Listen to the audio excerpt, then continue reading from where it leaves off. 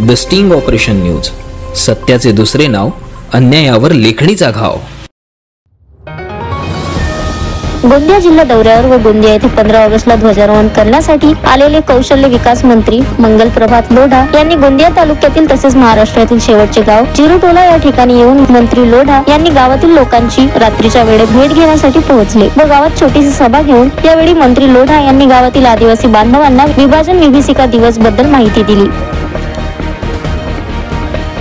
मला शासकीय निर्णयानुसार उद्या सकाळी गोंदिया जिल्ह्याचे जिल्हाधिकारी कार्यालयामध्ये झेंडारोहणचा कार्यभार दिला होता, म्हणून मी रात्री आलो आहे। आता आज माननीय पंतप्रधान नरेंद्रभाई मोदींनी आमचे लाडले मुख्यमंत्री देवाभाऊने हा विभाजन विभीषिका दिवस म्हणून सरकारी डिक्लेअर केलेला आहे। तर त्यामध्ये हा एक महाराष्ट्राचे कोणाचे दाष्ट गाव असा या गावामध्ये येऊन तिथे आदिवासी भाई बहिणाचे बरोबर माननीय विनोदी अग्रवाल जे स्थानिक आमदार आहे, जिल्हाध्यक्ष आहेत, त्यांच्याबरोबर विभाजन विभीषिका काय होती, विभाजन काय झाला, त्यावेळी काय झाला होता, आज त्याचा काय सामंजस्य अर्थ आहे, त्यासाठी आम्हाला त्यांचे बरोबर आम्ही विचार विमर्श केला।